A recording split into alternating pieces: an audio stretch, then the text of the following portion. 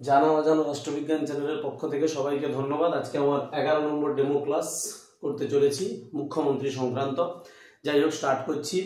আচ্ছা ছেলেরা সকলেই ভালো আছো তো?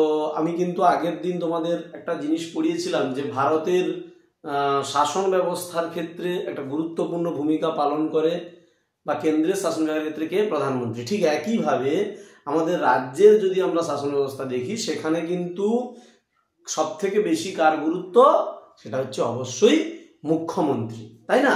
তাহলে আজকে আমরা কিন্তু 15 তারিখে 15-10-25 তারিখে আমাদের পড়ার বিষয় কি হচ্ছে না, 4th সেমিস্টারের একটা উপ একক, সেটা হচ্ছে মুখ্যমন্ত্রী। এইটাই কিন্তু আমাদের আজকের পড়ার বিষয়। এখানে আমরা কি কি তার মূলত পড়বো মুখ্যমন্ত্রীর ক্ষেত্রে আমরা পড়বো তার নিয়োগ আমরা পড়বো। আর কি পড়বো? তার কার্যকাল পড়বো, তাই না? কার্যকাল পড়বো।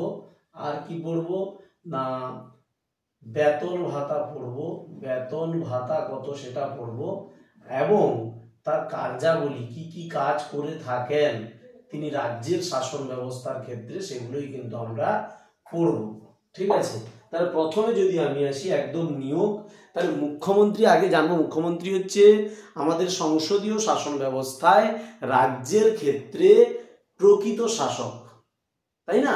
কারণ তার আমরা যতই বলি যে রাজ্যপালের নামে শাসন কার্য পরিচালিত হয়, কিন্তু মুখ্যমন্ত্রী কিন্তু সমস্ত কার্যাবলী দায়িত্বভার গ্রহণ করেন, তাই একে বলা হয় প্রকৃত শাসক। কি বলা হয়? প্রকৃত শাসক। কিন্তু প্রকৃত শাসকটা কোথাকার? রাজ্যের শাসন বিভাগের। রাজ্যের শাসন বিভাগের কিন্তু প্রকৃত শাসক হচ্ছে মুখ্যমন্ত্রী। এই নিয়োগটা না, প্রথমেই আসবো এই নিয়োগ 164 নং ধারা, 164-1 নং ধারায়, 164-1 নং ধারায়, 164-1 নং ধারায় রাজ্যপাল মুখ্যমন্ত্রীকে নিয়োগ করেন। রাজ্যপাল নিয়োগ করেন তাকে না, মুখ্যমন্ত্রীকে। রাজ্যপাল নিয়োগ করে থাকেন মুখ্যমন্ত্রীকে 164-1 নং ধারায়। তবে এক্ষেত্রে কিছু কথা তোমাদের মনে রাখতে হবে। সেটা কি না, যদিও বলা হয় যে রাজ্যপাল মুখ্যমন্ত্রীকে নিয়োগ করেন, কিন্তু তা সত্ত্বেও আমরা দেখতে পাই যে মূলত বিধানসভার সংখ্যাগরিষ্ঠ দলের নেতা বা নেত্রীকেই কিন্তু মুখ্যমন্ত্রী পদে নিয়োগ করা হয়। কথা বুঝতে পেরেছ? তাই বলা যেতে পারে যে রাজ্যপালের ক্ষমতা এক্ষেত্রে অনেকটাই সীমাবদ্ধ।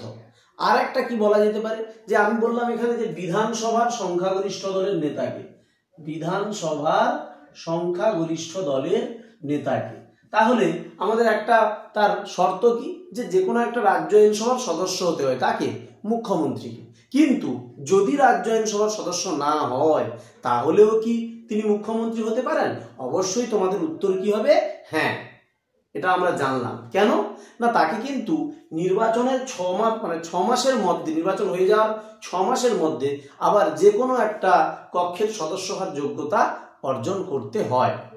এটাই হচ্ছে নিয়ম। আমরা মুখ্যমন্ত্রী হিসেবে যদি উদাহরণ হিসেবে দেখি, তাহলে মমতা বন্দ্যোপাধ্যায়ের বিগত যে বিধানসভা নির্বাচন, সেখানে দেখতে পাবো যে মুখ্যমন্ত্রী মমতা বন্দ্যোপাধ্যায় কিন্তু জয়লাভ করতে পারেনি, অর্থাৎ তিনি কোনো রাজ্য আইনসভার সদস্য না হয়েও কিন্তু মুখ্যমন্ত্রী পদে শপথ নিয়েছিলেন এবং পুনরায় তাকে আবার তার সেই সদস্য পদটাকে অর্জিত করতে হয়েছিল 6 মাসের মধ্যে। যাই হোক, এবারে আসবো আমরা কার্যকাল।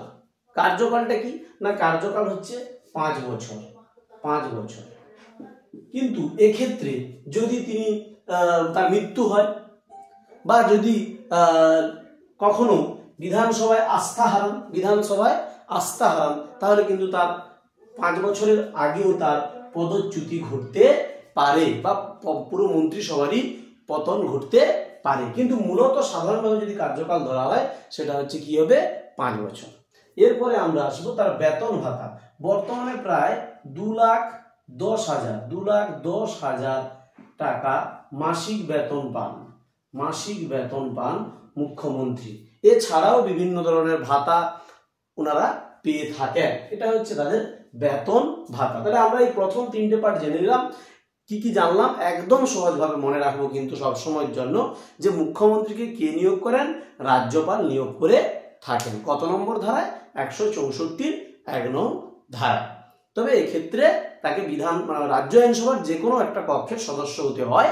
তবে যদি নাও হয় হতে পারেন, কিন্তু 6 মাসের মধ্যে কোনো একটা কক্ষের সদস্য হওয়ার যোগ্যতা অর্জন করতে হয়।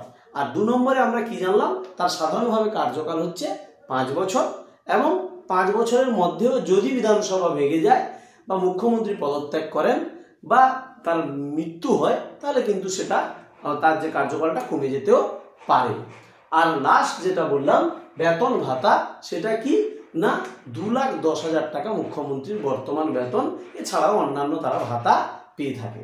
এবারে আমি আসবো তার কার্যাবলীকে কয়েকটা ভাগে ভাগ করে আমরা আলোচনা করতে পারি। একটা হচ্ছে বিধানসভার নেতা, একটা পয়েন্ট হচ্ছে বিধানসভার নেতা হিসেবে তিনি কি ভূমিকা পালন করেন, সংখ্যাগরিষ্ঠ দলের নেতা হিসেবে তিনি কি ভূমিকা পালন করেন, সংখ্যাগরিষ্ঠ দলের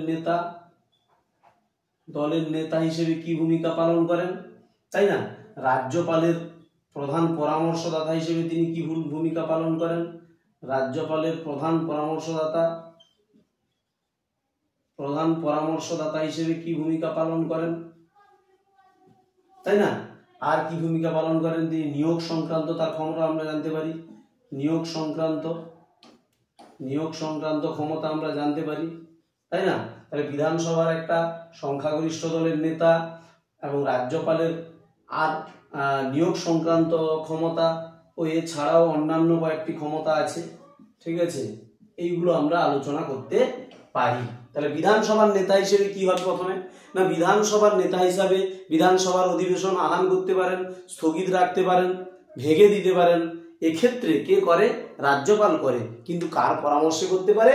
মুখ্যমন্ত্রীর পরামর্শে কিন্তু এই বিধানসভা ভেঙে দেওয়া, বিধানসভা অধিবেশন আহ্বান করা, বিধানসভা অধিবেশন স্থগিত রাখা, এগুলো কিন্তু রাজ্যপাল করে থাকে মুখ্যমন্ত্রীর পরামর্শ ক্রমে। তাহলে বিধানসভার নেতা হিসেবে তার কিন্তু একটা দায়িত্ব থেকে যায়। এবং বিধানসভায় যদি কোনো বিল পাস করানোর ক্ষেত্রে সমস্যা হয়, সেক্ষেত্রেও মুখ্যমন্ত্রীর ভূমিকা প্রবল থাকে। বা যদি কোনো তার বিধানসভার সদস্য কোনো কিছু জায়গায় আটকে যায়, তাহলে কিন্তু তাকে সেখান থেকে উদ্ধার করাও মুখ্যমন্ত্রীর কাজ। আবার যদি বলি সংখ্যাগরিষ্ঠ দলের নেতা হিসেবে তার দায়িত্ব কি না? একটা সংখ্যাগরিষ্ঠ দলের নেতা হিসেবে তিনি কি করেন না, তিনি আরো একটা কাজ, আমরা খুব গুরুত্বপূর্ণ কাজ এর মধ্যে রাখবো, সেটা হচ্ছে মন্ত্রিসভার নেতা হিসেবে তার কি কাজ? মন্ত্রিসভার নেতা হিসেবে। তাহলে তার 2 নম্বর পয়েন্টে আমরা কি পড়বো? সংখ্যাগরিষ্ঠ দলের নেতা। না সংখ্যাগরিষ্ঠ দলের নেতা হিসেবে তিনি কি করেন না দলীয় যে কর্মসূচি, অর্থাৎ একটা দলকে জয়লাভ করানোর জন্য আমরা দেখেছি দলীয় সংহতিটাকে রক্ষা করে কিন্তু মুখ্যমন্ত্রী তার দলের ভাবমূর্তি কি হবে, তার দল কেমন ভাবে জয়লাভ করবে একটা নির্বাচনে, সেটা কিন্তু ঠিক করেন বা তাকে দেখেই মানুষ ভোট দেয়। ওই জন্য সংখ্যাগরিষ্ঠ দলের নেতা হিসেবে তার ভূমিকা একটা গুরুত্বপূর্ণ। তারপরে আমরা আসবো মন্ত্রিসভার নেতা হিসেবে। মুখ্যমন্ত্রী কি করেন না মন্ত্রিসভার নেতা হিসেবে মন্ত্রীদের মধ্যে দপ্তর বন্টন করেন, দপ্তরের পুনর্বন্টন করেন, তাই না? কোন সদস্য, বিধানসভার সদস্য কোন মন্ত্রীপদ পাবে, এটা কিন্তু মুখ্যমন্ত্রীর সিদ্ধান্তেই হয়। এবং কোনো মন্ত্রী যদি খারাপ কাজ করে বা কোনো মন্ত্রী যদি দুর্নীতির সঙ্গে যুক্ত হয়, তাহলে কিন্তু মুখ্যমন্ত্রী তাকে পদত্যাগ করাতে পারেন, তাই না? এই জন্য মন্ত্রিসভার যে পুনর্বন্টন হয়, অর্থাৎ মন্ত্রিসভা যে গঠন হয়, সেক্ষেত্রে কিন্তু একটা মুখ্যমন্ত্রীর ভূমিকা আমরা খুব প্রবলভাবে লক্ষ্য করতে পারি। তারপরে কি? রাজ্যপালের প্রধান পরামর্শদাতা, অর্থাৎ রাজ্য আইনসভার ক্যাবিনেটের যে সংহতি রক্ষা করা, সেক্ষেত্রে রাজ্যপালকে কিন্তু সমস্ত বিষয়ে জানাতে হয় এবং রাজ্যপালও মুখ্যমন্ত্রীর পরামর্শে বহু বিষয়ে সিদ্ধান্ত গ্রহণ করে থাকে। কারণ মুখ্যমন্ত্রীর পরামর্শ ছাড়া কিন্তু রাজ্যপাল কোনো বড় পদক্ষেপ নিতে পারে না। অর্থাৎ রাজ্যের ক্ষেত্রে রাজ্যপালের প্রধান পরামর্শদাতা হচ্ছে মুখ্যমন্ত্রী। যেমনভাবে রাষ্ট্রপতির প্রধান পরামর্শদাতা কেন্দ্রের ক্ষেত্রে অর্থাৎ ভারতবর্ষের ক্ষেত্রে কে? প্রধানমন্ত্রী। সেরকমভাবে রাজ্যের ক্ষেত্রে যদি ধরা হয়, রাজ্যপালের প্রধান পরামর্শদাতা হচ্ছে কে না মুখ্যমন্ত্রী। তারপরে হচ্ছে নিয়োগ সংক্রান্ত ক্ষমতা। এই যে রাজ্যের যে বিভিন্ন অ্যাডভোকেট জেনারেল, রাজ্যের যে মহা হিসাব নিয়ামক পরীক্ষক বা রাজ্যের যে অন্যান্য বিভিন্ন রাজ্য রাষ্ট্রকীর্তক কমিশনের সদস্য, তাদের কিন্তু নিয়োগ করে থাকেন কি রাজ্যপাল। কিন্তু কার পরামর্শে নিয়োগ করে থাকেন? সেটা অবশ্যই মুখ্যমন্ত্রীর পরামর্শে নিয়োগ করে থাকে। অর্থাৎ নিয়োগ সংক্রান্ত ক্ষমতার ক্ষেত্রেও কিন্তু তার একটা গুরুত্বপূর্ণ ভূমিকা থেকে থাকে। এছাড়া হচ্ছে অন্যান্য ক্ষমতার মধ্যে কি পড়ে না, আমরা দেখেছি মুখ্যমন্ত্রী রাজ্যের ক্ষেত্রে এমন একজন ব্যক্তিত্ব যিনি শুধুমাত্র কয়েকটি সাংবিধানিক কাজের মধ্যেই সীমাবদ্ধ থাকেননি। তিনি বিভিন্ন সামাজিক অনুষ্ঠানে যোগদান করেন, যার মধ্য দিয়ে তিনি জনসংযোগ রক্ষা করেন। মানুষ একটা রাজ্য বলতে কিন্তু মুখ্যমন্ত্রীকেই বোঝেন, মুখ্যমন্ত্রীর কার্যক্রমকেই বোঝেন, মুখ্যমন্ত্রীর জনসংযোগকেই বোঝেন। অর্থাৎ এই যে মুখ্যমন্ত্রীর যে বিবিধ কাজের মধ্যে কিন্তু একটা গুরুত্বপূর্ণ কাজ জনমত রক্ষা করা, জনসংযোগ রক্ষা করা, বিভিন্ন অনুষ্ঠানে যোগদান করা, এগুলো কিন্তু তার একটা অন্যতম গুরুত্বপূর্ণ কাজ। বা বিভিন্ন জায়গায় যদি কোনো হঠাৎ করে কোনো সমস্যা হয়, সেই সমস্যার মোকাবিলা কিন্তু মুখ্যমন্ত্রী নিজ হাতে করতে পারেন। এই যে ভূমিকা, এইগুলোর মধ্য দিয়েই কিন্তু তাকে আমরা প্রকৃত শাসকের মর্যাদায় পরিপূর্ণ করতে পারি। যেটা ভারতের ক্ষেত্রে যেরকম ভাবে আমরা প্রধানমন্ত্রীকে প্রকৃত শাসকের মর্যাদা দিয়ে থাকি, ঠিক একইভাবে আমরা তার কার্যাবলীর নিরিখে তাকে কিন্তু আমরা এই প্রকৃত শাসকের তকমায় অভিহিত করতে পারি। কারণ তার এই রাজ্যের ক্ষেত্রে, রাজ্যের শাসন ব্যবস্থার ক্ষেত্রে তার বহুমুখী কার্যাবলীর জন্য। বুঝতে পেরেছো তোমরা সকলেই? আজকে কিন্তু আমরা মুখ্যমন্ত্রীটা পুরো বোঝালাম। এক্ষেত্রে তোমাদের কনসেন্ট্রেট আমি দেখেছি খুব ভালো ছিল। তো সেক্ষেত্রে তোমাদের আমি দু একটা প্রশ্ন জিজ্ঞেস করব, যদি বলো তাহলে খুব ভালো হয়। দাঁড়াও, তুমি বলো যে আমরা মুখ্যমন্ত্রীর সাধারণভাবে কার্যকালটা কত বছর বললাম বা শিখলাম? একদম ঠিক বলেছো, একদম, সেটা হচ্ছে 5 বছর। আবার তুমি দাঁড়াও, বলো, আমরা বললাম যে মুখ্যমন্ত্রীকে নিয়মতান্ত্রিক শাসক না বলে কি ধরনের শাসক বলা যেতে পারে? তার যে কার্যাবলীর মানে কার্যাবলীর পরিধি, তার নিরিখে।